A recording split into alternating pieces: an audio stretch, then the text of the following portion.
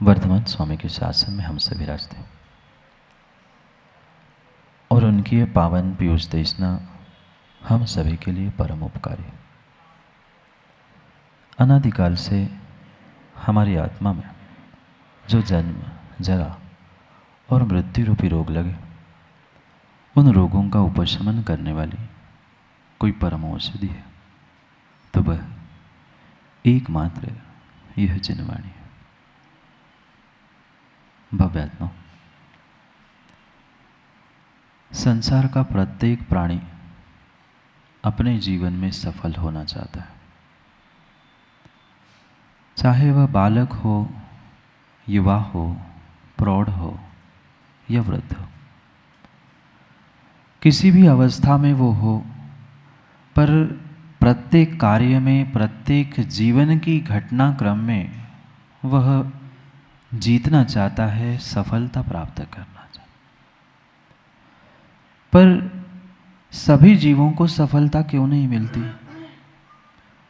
खिलाड़ी बहुत सारे होते हैं खेलने वाले, पर हर किसी को गोल्ड मेडल नहीं मिलता, हर किसी की जीत नहीं होती। परीक्षा में भी हर कोई फर्स्ट नहीं आता। क्यों? क्या पढ़ाने वाले में कमी थी? क्या खिलाड़ी में रोज ग्राउंड नया था? नहीं था। परीक्षा में भी सबके लिए एक सा ही पेपर था, एक ही सिलेबस था, सब कुछ था, पर हर कोई फर्स्ट नहीं आया। हर खिलाड़ी भी गोल्ड मेडल प्राप्त नहीं कर पा रहा, हर कोई जीवन को सफलता की ओर नहीं ले जा पाया। क्यों? क्योंकि आज तक शायद उस जीव ने जीवन को समझा ही नहीं था। मात्र एक मशीन की भांति दिन निकाल कर शुरू कर लेना, शाम रात होते ही बंद कर लेना, माँ इसका नाम जीवन नहीं है। गहरे गहरे रहस्यों को समझने की आवश्यकता है उस जीवन के निमित्त से। एक ऐसी अद्भुत अद्भुत कला है ये जीवन जीने की, शायद विरले ही जीव उसे प्राप्त कर पाए। और जितने जितने जीवों ने इस जीवन जीने की कला को सीखा है, समझा है, वे ही आज मुक्ति को प्राप्त करके परमात्मा बने। आपको प्राप्त करनी है वकील साहब मुक्ति। संसार से मुक्ति प्राप्त करने की, सफलता प्राप्त करनी है ना सबको? करनी तो है, पर उस मोक्ष मार्ग पर चलने के लिए मनुष्य पर्याय जो मिली है, उस मनुष्य पर्याय का भी आनंद और मनुष्य पर्याय के जीवन का भी आनंद हमें लूटना होगा। पहले ये बोध तो होना होगा कि हम इन चारों गतियों में श्रेष्ठतम गति को प्राप्त कर चुके हैं, जिससे सीधे भगवान बना जाता है। ये एकमात्र गति मनुष्य गति है। ये कागजों में, ग्रंथों में कई बार पढ़ लिया, दूसरों को सुना भी लिया पंडित जी, पर जीव ने ये बोध वास्तव में नहीं कर पाया। शब्दों का बोध है, पर उस बोध से बोधि को प्राप्त नहीं कर पाया, क्योंकि वो निर्णय ही नहीं कर पाया मैं मनुष्य पर्याय का जीवन जी रहा हूं। ये बोध नहीं हो पाया आज तक कि मनुष्य पर्याय का जीवन जी रहा हूं। जय कुमार जी क्या किया? सुबह से लेके शाम तक, शाम से लेके रात तक मात्र और मात्र जो आज तक करते आए हैं, जो हमारे बुजुर्ग करते आए, हमारे पिताजी, हमारी माँ, हमारे सासू, हमारे फलाना, जितने जितने लोग करते आए, हम आंख मूंद के, आंख बंद करके वही करते रहे। यही तो किया ना माँ? पूजा पाठ तो करते ही होंगे रोज, मंदिर में पहुँचते सामायिक कर ली होगी, स्वाध्याय कर लिया होगा, दुकानदारी कर ली, घर गृहस्थी के काम कर लिए, पर क्यों किए? कभी अपने अतीत को हमने मुड़ कर नहीं देखा। जब तक हम अपने अतीत, अपने भूत को नहीं सुधार रहे हैं, वर्तमान को सुधारते हुए भूत की जो धूल मेरे भीतर पड़ी है उसको नहीं निकाल रहे हैं, तब तक कभी सफलता मिलने वाली नहीं है। सफलता के लिए पहले हमें इस जीवन को भी तो समझना होगा, जिस खिलाड़ी ने कभी खेल समझा ही नहीं है, जिस विद्यार्थी ने कभी प्राचार्य जी पढ़ाई की ही नहीं है, ऐसे भी विद्यार्थी होते हैं। कल पेपर किसी और का होता है राहुल, और पढ़ाई दूसरी की करके बैठ जाते हैं। अब फिर दोष देते हैं माता पिता को, टीचर को पास नहीं होने पर। गलती पढ़ाने वालों की नहीं थी, गलती माता पिता की नहीं थी, गलती बुजुर्गों की नहीं थी, गलती हमारी स्वयं की थी, क्योंकि हम गलत विषय को लेके बैठे थे। हम स्वयं गलत विषय को लेके बैठे थे, मात्र पढ़ाई का विषय नहीं। माँ पढ़ाई तो कर ली होगी ना, उसकी बात नहीं चल रही है। जीवन ही बहुत बहुत बहुत बड़ी पढ़ाई है। दूसरे का जीवन तो पढ़ते आए। निर्मल जी, दूसरे ने क्या किया, किसने क्या किया, कितने साधु हुए, उनका क्या योगदान है, ये हमने पढ़ लिया, पर मेरा जीवन का, अपने जीवन के प्रति क्या योगदान रहा, इसके बारे में कभी किताब लिखो ना। ठीक है, साधुओं का योगदान लिखा, सब कुछ स्वीकार है, पर मैं कहता हूं अपने जीवन का, मेरे जीवन में मेरा स्वयं का क्या योगदान था, इसके बारे में कभी विचार करो और इसके बारे में लिखने का प्रयास करो। बिरला ही जीव सोच पाता है कि मैं जीवन जी रहा हूँ, क्योंकि कल भी मैंने कहा था जीवन जी लेना, मात्र जीवन जी के नहीं जाना है, हमें जीवन ओम प्रकाशी जीत के जाना है। कोई दुकानदार हो, किसी का भी कोई व्यापार हो, पर हर व्यक्ति यही सोचता है कि लेटेस्ट से लेटेस्ट मेरे पास हो। एक समय नहीं चूकता, 1 मिनट 1 घंटा भी लेट हो गया और पड़ोसी की दुकान में किसी ने खरीद ली और ग्राहक मेरे पास से चला गया, तो क्यों मेहनत करते हो? भले ही बिजनेस नहीं है ब्रिज डॉक्टर, पर सभी आधुनिक साधनों का आपने अपने क्लिनिक, अपने स्थान पर एकत्रीकरण किया है कि नहीं किया? क्यों किया? मां जीवन के उन रहस्यों के बारे में कभी इतने हम सतर्क रहे? व्यापार में फिर भी सफल हो गए, भोजन बनाने में भी सफल हो गए, घर गृहस्थी चलाने में भी माना कि सफल हो गए, पर स्वयं के जीवन को सुखी और शांति प्रदान करने के लिए सफल हो पाए? जो सफलता के बारे में हमने सोच के रखा था, क्या वो सफलता हम महेंद्र भाई प्राप्त कर पाए? नहीं कर पाए। क्यों? क्योंकि आज तक हमें रीति और नीति दोनों का ज्ञान नहीं था। मैं पुनः कह रहा हूँ, रीति यानी रीति रिवाज, परंपरा, क्रियाएं जो आज तक करते आए हैं, मात्र और मात्र बुजुर्गों को देखकर अंधानुकरण करते रहे। उन्होंने स्वाध्याय किया, हमने किया। जैसे वे बच्चे भी हाथ में मुट्ठी में चावल लेकर घुमाते हैं ना, माता पिता को देख लो, वे घुमा रहे हैं तो वो भी डिब्बी से मांगते हैं, वो भी घुमाते हैं और फेंक आते हैं। जैसे उस बच्चे को नहीं पता है वकील साहब कि हम उस अक्षत को, द्रव्य को, अष्टद्रव्य को लेके क्यों घुमा रहे हैं, कितनी बार घुमा रहे हैं, वैसे उससे कई अधिक अज्ञान माता पिता के पास है। परम सत्य है। बच्चे को तो हर कोई कहता है वो तो बच्चा है, उसे अक्ल नहीं है, पर बड़ों को कितनी अक्ल है। बुरी नहीं मानना, यहाँ बुरे मानने का सवाल ही नहीं उठता। अपने जीवन का निर्णय करना है, बहुत बड़ा निर्णय करना है, और जिसने अपने स्वयं के जीवन का निर्णय कर लिया, उसने बहुत बड़ा इस संसार का निर्णय कर लिया।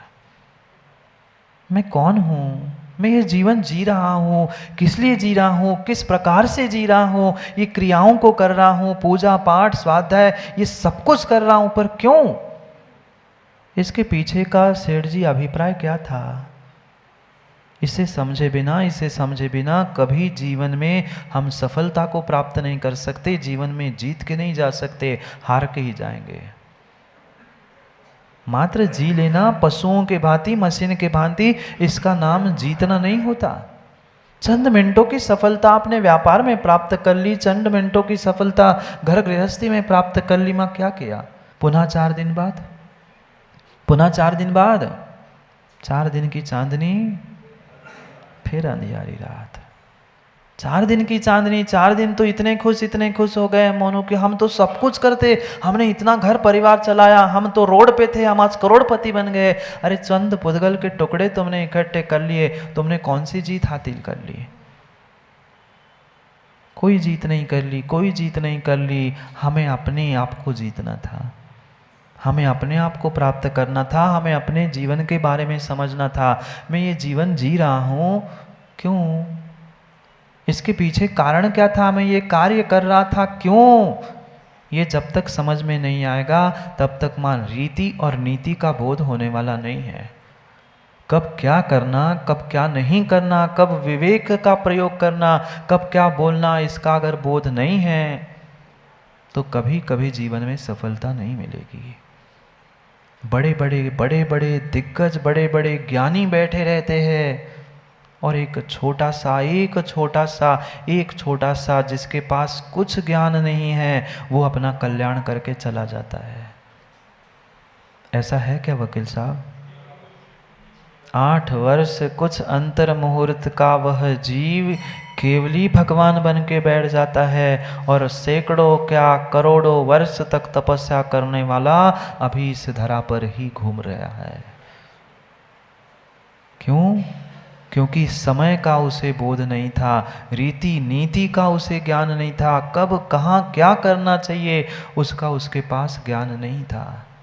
ये धूल चढ़ी है, ये हमारे वजूद पर, हमारे जीवन पर, अपने आप पर हमने स्वयं ने धूल चढ़ा के रखी है। चाहे भूत की गलतियों के लिए हो, चाहे भविष्य की अपेक्षाओं के लिए हो, या वर्तमान के विषय भोगों के लिए हो, कहीं ना कहीं तीनों कालों के निमित्त से जो हमने अपने आप पर, अपने वजूद पर, अपने अस्तित्व पर जो धूल चढ़ा के रखी है उस धूल को हटाना होगा। और उस धूल को साफ करने का काम ये जिनवाणी करेगी, ये सुक्ति मुक्तावली करेगी। एक ऐसे गजब के सूत्र आचार्य भगवान ने इसमें दिए हैं, क्योंकि आज का हर एक युवा, हर एक व्यक्ति उस क्रोध कषाय से पीड़ित है। जानता है मैं गलत कर रहा हूं, गुस्सा नहीं करना चाहिए, पर किसी से कंट्रोल नहीं होता। उस क्रोधाधिकार में ही सोमप्रभ स्वामी समझाने वाले हैं, क्रोध से बचो। कैसे बचूं? आप नहीं चाहते ना बचना, आप भी नहीं चाहते होंगे माँ शायद कि मायाचारी ना करो, पर फिर भी सहजता से हो जाती है। सहजता से नहीं होती, भले ही बाहर से हमें वह सहजता दिखती है, पर कहीं ना कहीं वह बुद्धिपूर्वक हुई थी, सूक्ष्म बुद्धि थी, पर थी। एक रहस्य को यहाँ उद्घाटित करने वाले हैं सोमप्रभ स्वामी कि सोचो, विचार करो, आप जीवन को आज तक मात्र जीते आए हो, कभी जीतने का प्रयास करो। इन कषायों को, इन विषयों को कैसे जीतेंगे? पहले समझेंगे तब तो जीतेंगे।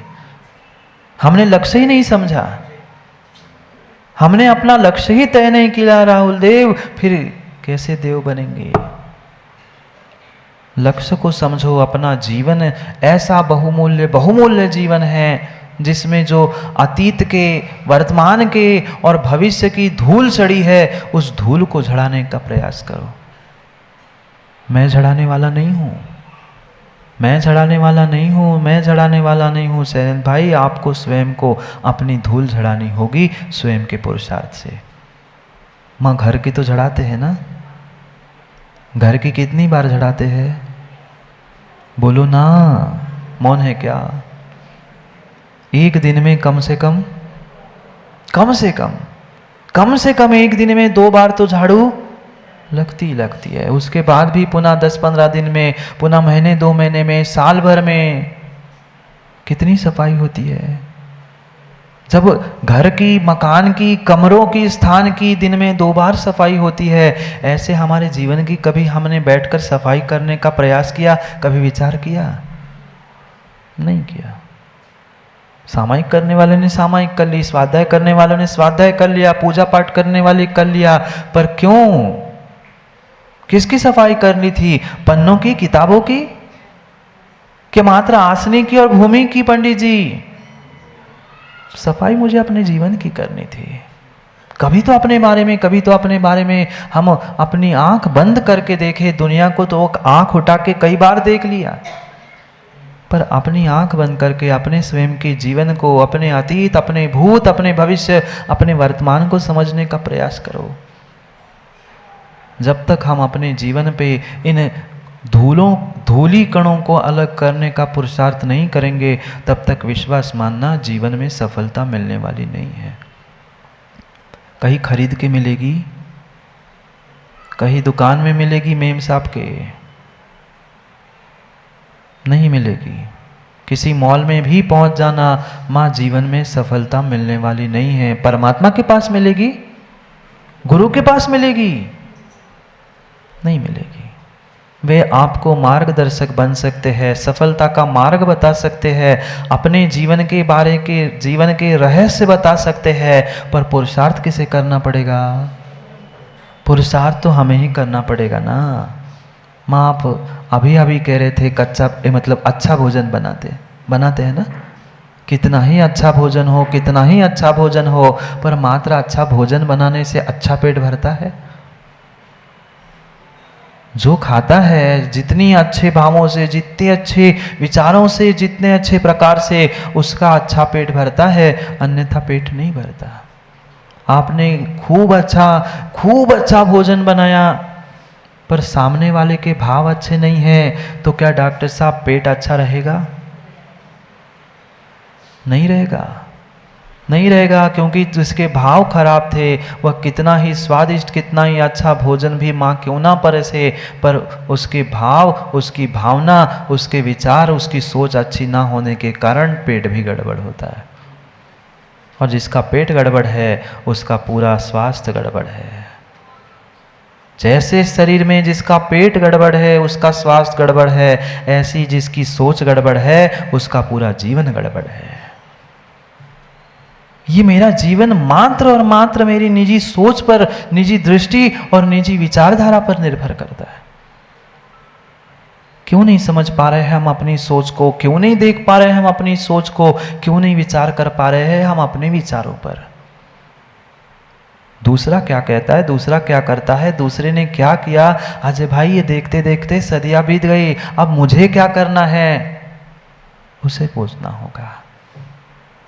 हम अनावश्यक रूप से भूत, भविष्य, वर्तमान के उन पता नहीं कैसे कैसे विचारों को लेकर दिन रात बिताते हैं।